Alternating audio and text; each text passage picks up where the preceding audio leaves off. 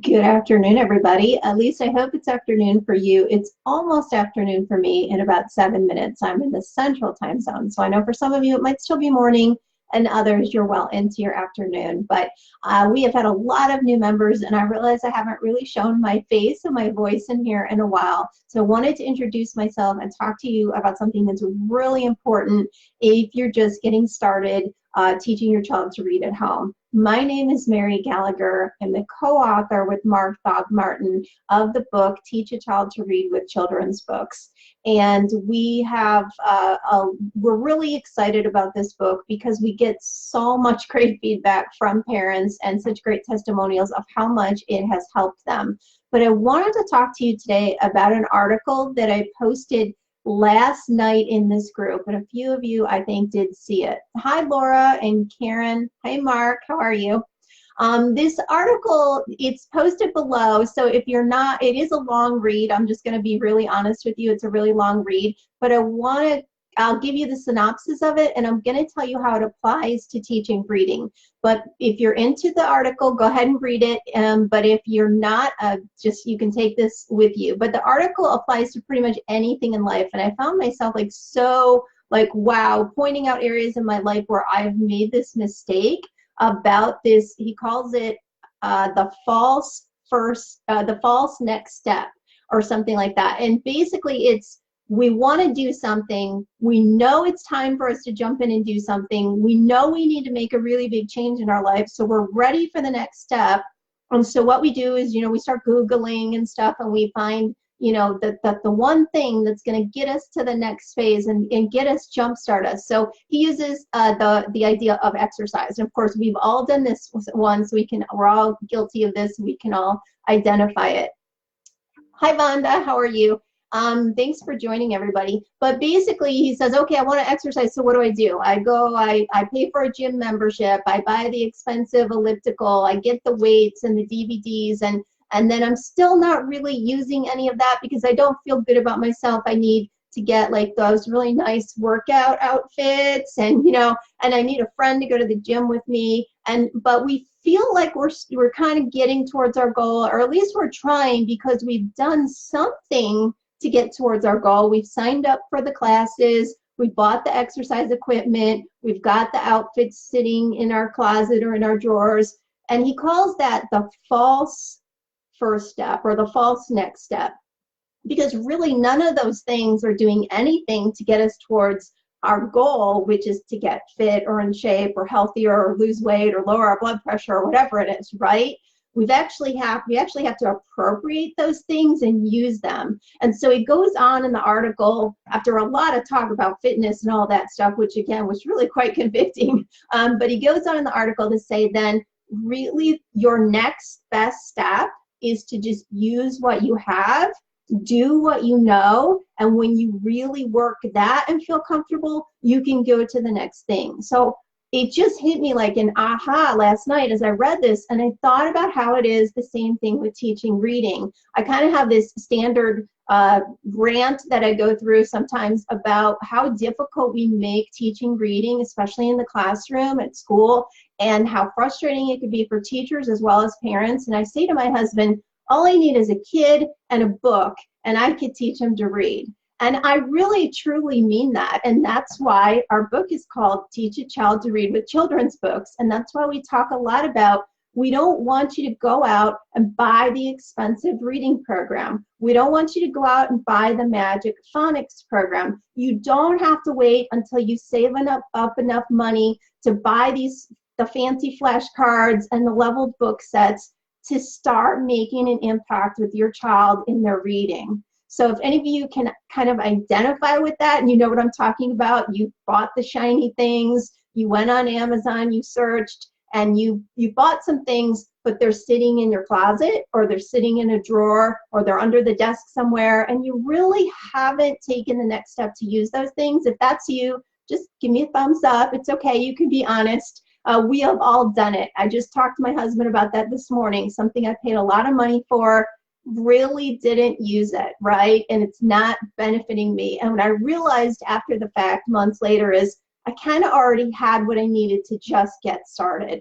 So for you, if you're just getting started, there's just a few things you really need. You need a willingness, and obviously if you're already here or you've purchased the book, you have that. You need a library card, and you can get to your local library, because almost all the books that you're going to need, actually all the books that you need, can be found there. You can always supplement with other books, but you don't need to buy these books, because your child is going to be moving so quickly through the stages that you don't need to invest in them. The library is going to have so many of the books we talk about, particularly those predictable pattern books, which we highly recommend for you to start with. And then you just need time to sit down and start doing those things with your child that we talk about in the book. Of course, I'm going to recommend that you need the book, because it's really all spelled out in there. This group is to really add value to that book and to help you implement those pieces and parts. But everything that you need is in that book, including some of the templates and the checklists. So that is definitely a starting point for you. But let's just say you still don't even have the book. What's your next right step? Not your false step by investing a lot of money in something, but just the next right step. And I'm always going to go back to those basics. So I thought about this last night too, and how I've worked with parents for, you know, just decades, and they always wanted kind of me to take them to this magical place of, if I do this one thing, and there must be something missing, and is this the right phonics program? And I would always start with just some basic things. Do you do the read aloud every single day? And I know that nobody can do everything every single day, but even if it's 5 days a week, and even if it's just 5 minutes, even if you're so tired at the end of the day, or even if somebody else has to do the read aloud, that's okay. And by the way, it doesn't have to be at the end of the day. I just know that's kind of the cuddly, fun nighttime approach. But the read aloud is just so critical, and it is the foundation of everything that I'm ever going to teach you. And we talk about it extensively in the book. We talk about Jim Trelease, who wrote the foreword for our book, because he is the parent of the Read Aloud Handbook, the author of the Read Aloud Handbook. And there's so much research and power behind what reading aloud can do for your child. So if you can do nothing else to get started, start reading aloud. I don't care what books it is, whatever books your child wants to read. The other thing I'm going to tell you is to just make reading a priority in your home. You know, get those books from the library, visit the library as often as you can, make time for reading, turn off the TV and the other devices, read yourself. You might even decide to have like a drop everything and read time. We used to do that in the schools, and where everybody just reads, and it doesn't matter what we're reading, it's reading for choice. So surround your child with lots of books and print, and show them that reading is what you value, that books are important, and that it's not about flashcards and things like that. The other thing I'm going to point you to are all the videos that I have posted in the group. So go over into the group when we're done here, click on the video section. Some of them are longer. I'm going to admit they're 25 to 30 minutes because they're teaching videos, but you'll be able to pause, you'll be able to take notes or screenshots, and some are short and just have little tidbits and ideas. So use what you already have. If you need flashcards, just get those 3x5 cards and some colored markers and make those sight word flashcards. Make your phonics flashcards. If you need to do a word wall, just tack it up in your room or your office or wherever you're doing schooling. Put it on the back of a door, put it in a closet, put it on the wall. It doesn't have to be pretty. You don't need all the fancy shiny objects. You just need to use what you already have. So I know some of you already have all these things in place. So what you need to think through is, what's my next thing to implement or to get involved in infuse into the reading teaching. Again, don't go looking for the big ticket item. I've made that mistake. I've sold the treadmills, I've sold the weights, I've sold the DVDs, I have unused gym memberships in my background. I don't want you to have to do that because it's frustrating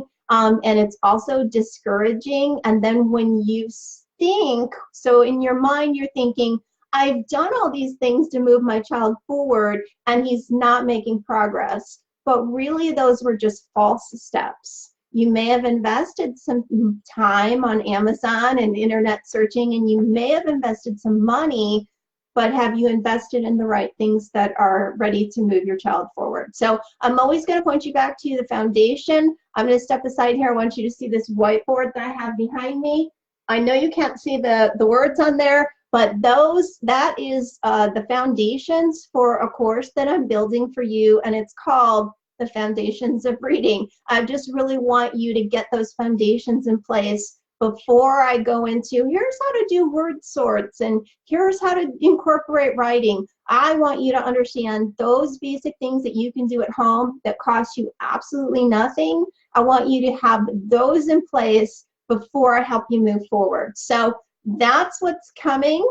We also have a new website that I've been working on, so I'm getting some blog posts and things up there. So it's the same web address, teachachildtoread.net. You can check it out, but it should look a little bit more easy for you to navigate. So thank you all so much for joining. If you have any questions, I'm always here in the group. I'd be happy to answer your questions.